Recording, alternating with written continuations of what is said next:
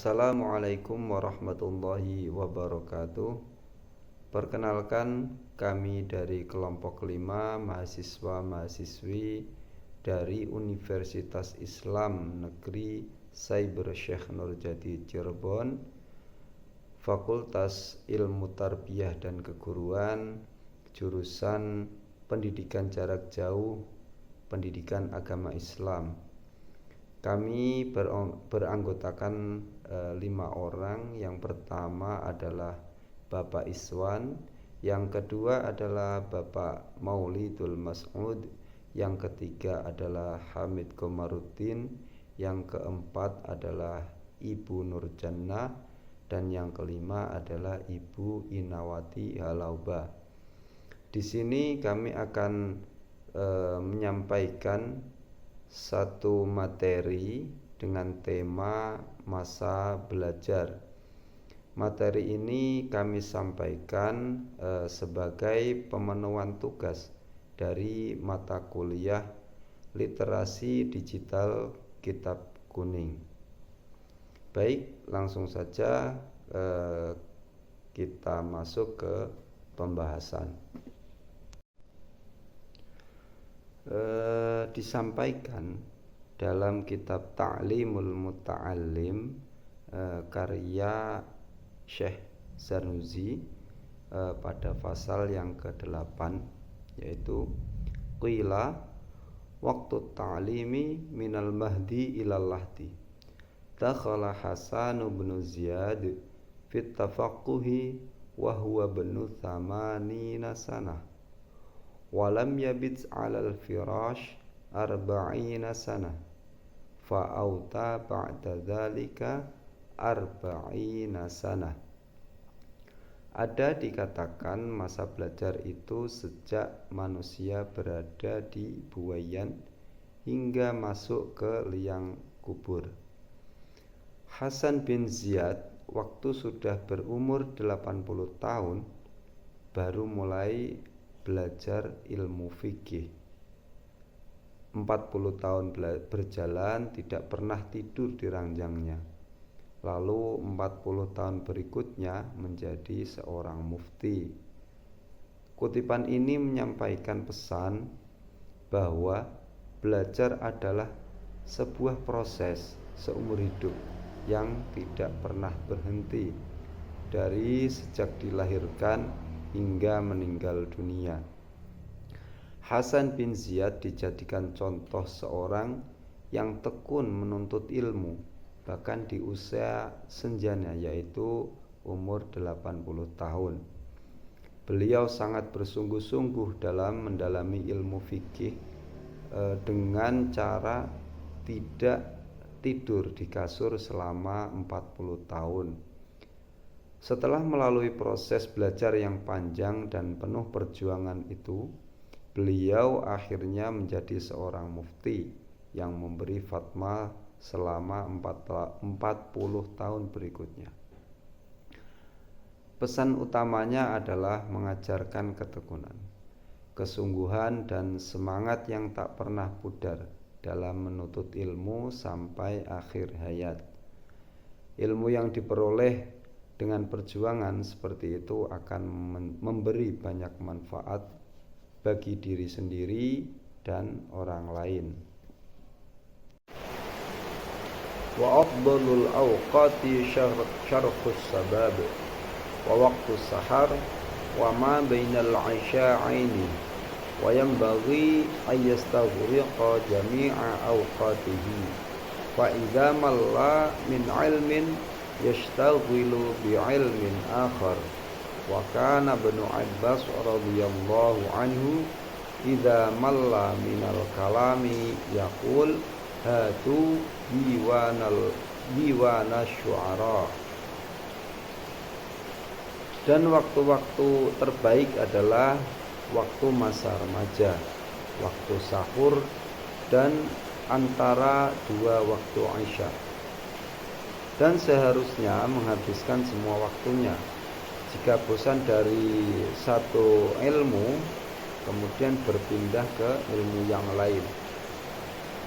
Dan Ibnu Abbas radhiyallahu anhu ketika bosan berbicara, beliau berkata, bawalah untukku diwan atau buku kumpulan penyair-penyair.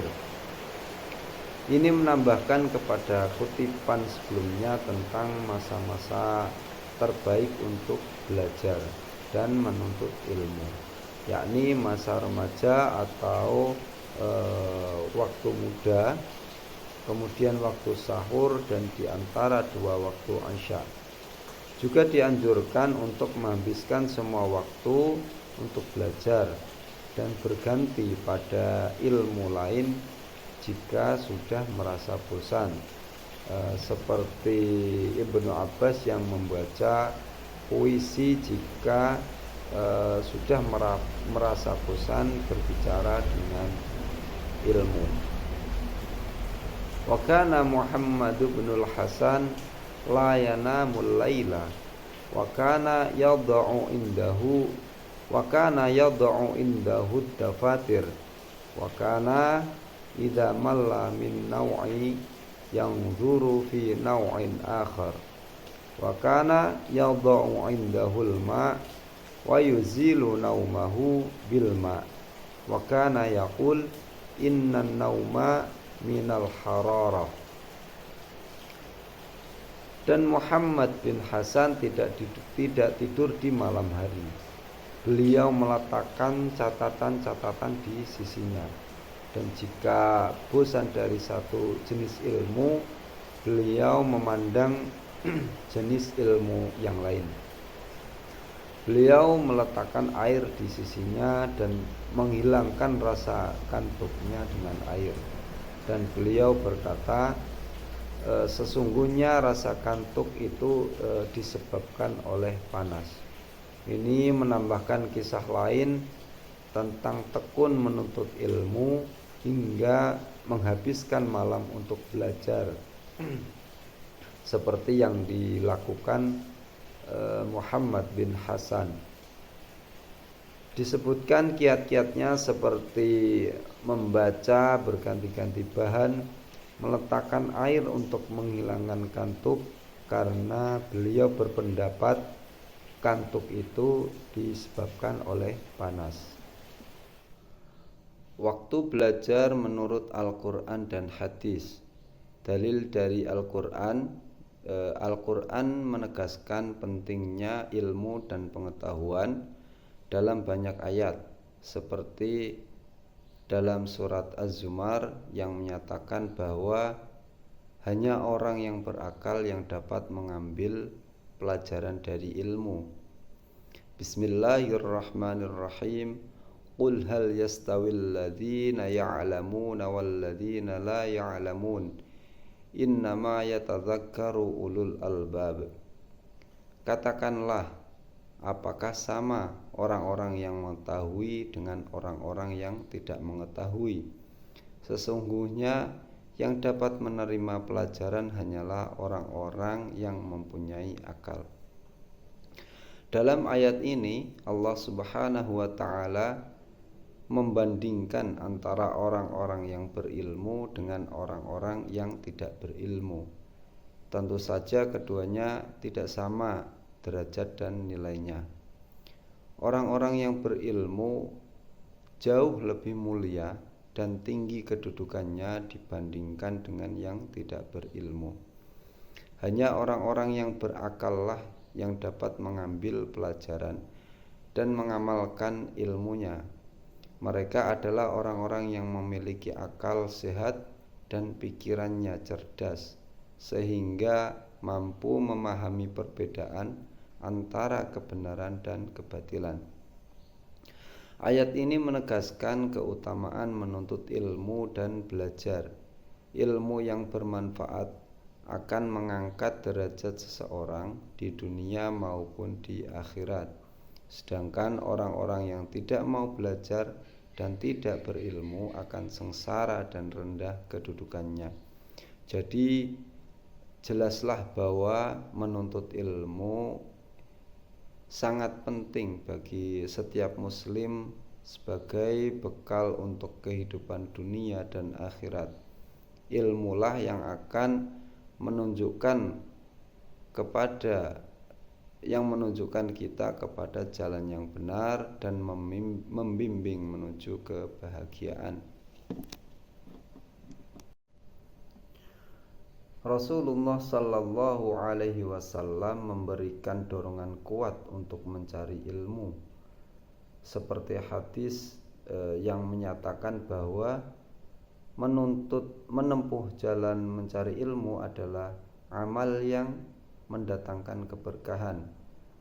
Man salaka tariqan yaltamisu fihi ilman sahhalallahu lahu tariqan ilal jannah. Barang siapa menempuh jalan untuk menuntut ilmu, maka Allah akan memudahkan baginya jalan menuju surga. Hadis riwayat Muslim. Hadis ini menunjukkan bahwa menuntut ilmu merupakan amal yang sangat mulia dan mendatangkan keberkahan dari Allah Subhanahu wa taala. Barang siapa yang bersungguh-sungguh menempuh jalan untuk mencari ilmu, maka Allah akan memudahkan baginya jalan menuju surga. Dari hadis tersebut kita dapat mengambil pelajaran beberapa poin. Yang pertama adalah menuntut ilmu merupakan amal ibadah yang diridhai Allah Subhanahu wa taala.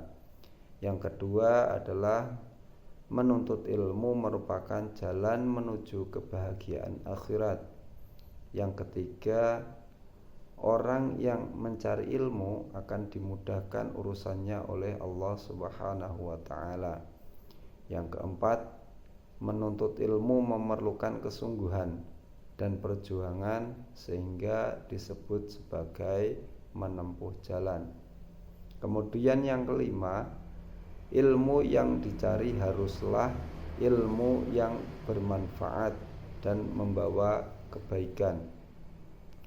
Hadis ini memberikan dorongan yang sangat kuat bagi setiap muslim untuk terus menuntut ilmu tanpa mengenal lelah dan putus asa, karena mencari ilmu merupakan salah satu kunci menuju kebahagiaan, keberkahan di dunia dan akhirat.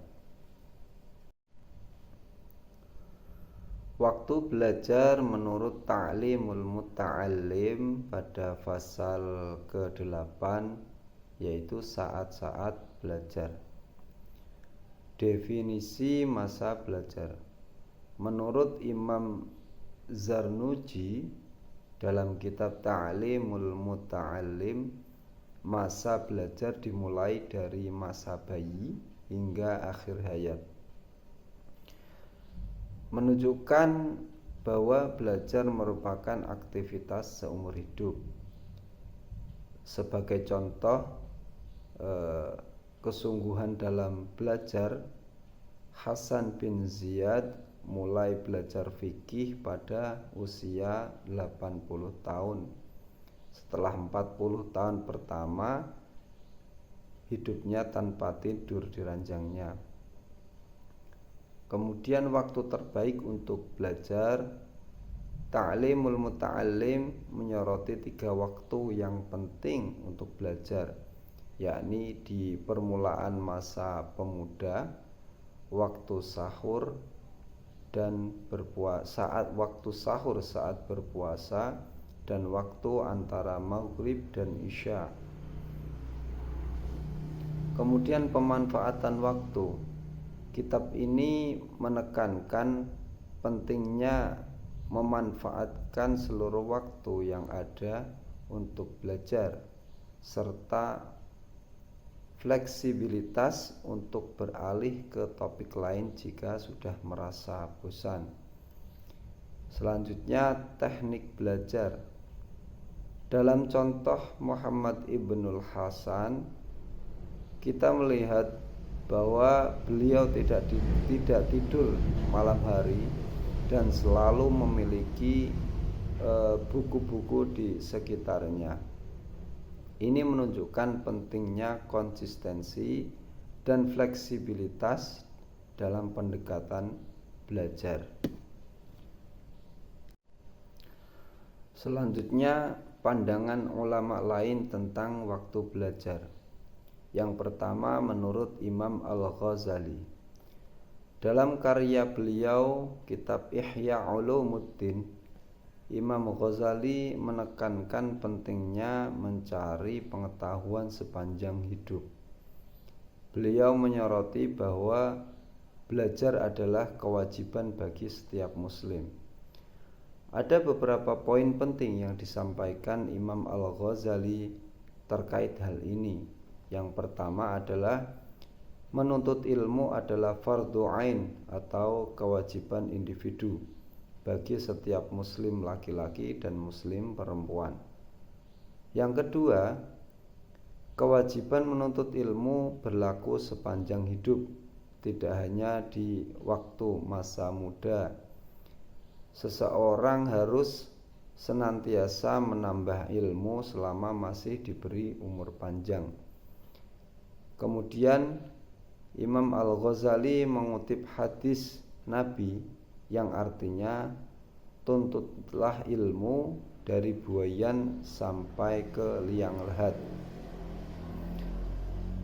Kemudian beliau mengkritik orang yang merasa cukup dengan ilmu yang dimilikinya tanpa terus menambah ilmu. Selanjutnya, menuntut ilmu mendapat prioritas utama sebelum mengerjakan ibadah-ibadah lainnya. Kemudian Imam Al-Ghazali menyatakan menuntut ilmu lebih utama daripada jihad fisik atau perang bagi sebagian orang. Kemudian termasuk kewajiban menuntut ilmu adalah mempelajari ilmu-ilmu pengantar atau alat seperti bahasa Arab, nahwu, shorof, dan lain-lain. Dari penjelasan Imam Al-Ghazali ini kita dapat melihat betapa beliau sangat menggarisbawahi urgensi atau pentingnya dan keharusan menuntut ilmu bagi setiap muslim tanpa terkecuali, karena ilmulah yang akan membimbing hidup seseorang menuju kebaikan di dunia dan akhirat. Yang kedua adalah menurut Ibnul Qayyim Al-Jauziyah. Ibnul Qayyim Al-Jauziyah dalam karyanya dalam kitab Al-Fawaid menekankan pentingnya waktu dan pemanfaatnya dengan baik. Beberapa poin penting yang disampaikan Ibnu Qayyim tentang pemanfaatan waktu. Yang pertama, waktu adalah kehidupan itu sendiri. Siapa yang tidak memanfaatkan waktunya dengan baik, berarti dia menyia-nyiakan kehidupannya. Yang kedua adalah waktu yang berlalu tidak akan kembali. Maka manfaatkan kesempatan sebaik mungkin sebelum waktu habis. Yang ketiga, hari-hari dan umur manusia terbatas. Jangan sampai dihabiskan untuk hal-hal yang tidak bermanfaat. Yang keempat, ibadah paling utama adalah memanfaatkan waktu sebaik-baiknya untuk berbuat ketaatan kepada Allah Subhanahu wa ta'ala. Yang kelima, para nabi dan orang-orang soleh sangat berhati-hati dalam menggunakan waktu dan tidak menyia-nyiakannya. Yang keenam, waktu kosong tanpa aktivitas. Waktu kosong tanpa aktivitas bermanfaat ibarat kehidupan yang mati. Yang ketujuh, setan berusaha mencuri waktu manusia agar tidak dimanfaatkan untuk ketaatan. Ibnul Qayyim menyampaikan nasihat-nasihatnya dengan bahasa yang indah dan menyentuh kalbu agar manusia tidak lalai dalam memanfaatkan waktu yang sangat berharga ini. Karena waktu yang berlalu tidak akan kembali, maka gunakanlah sebaik mungkin untuk mendekatkan diri kepada Allah Subhanahu wa taala sebelum terlambat. Yang ketiga adalah Ibnu Khaldun. Dalam Muqaddimah, Ibnu Khaldun menyoroti pentingnya waktu dalam pembentukan peradaban. Beberapa poin pentingnya disampaikan Ibnu Khaldun terkait pentingnya waktu bagi peradaban. Yang pertama adalah waktu adalah elemen penting dalam sejarah dan perkembangan masyarakat manusia. Yang kedua, Ibnu Khaldun membagi waktu menjadi beberapa periode atau fase dalam kehidupan peradaban suatu masyarakat. Yang ketiga, setiap fase peradaban memiliki karakteristik dan ciri khasnya sendiri yang dipengaruhi oleh faktor waktu. Yang keempat, perputaran waktu membuat peradaban mengalami siklus dari kemunculan puncak kejayaan, kemunduran hingga keruntuhan. Yang kelima, waktu mempengaruhi perubahan tradisi, budaya, ekonomi, politik, dan tatanan sosial suatu peradaban. Yang keenam, setiap generasi berbeda pandangan dan perilakunya sesuai dengan pengaruh waktunya. Yang ketujuh, Ibnu Khaldun menekankan pentingnya memanfaatkan waktu dengan baik agar peradaban terus berkembang. Pemikiran Ibnu Khaldun ini memberikan sudut pandang baru bahwa waktu bukan hanya elemen fisik, tetapi juga menjadi faktor penting yang membentuk dan menggerakkan dinamika kemajuan suatu peradaban manusia.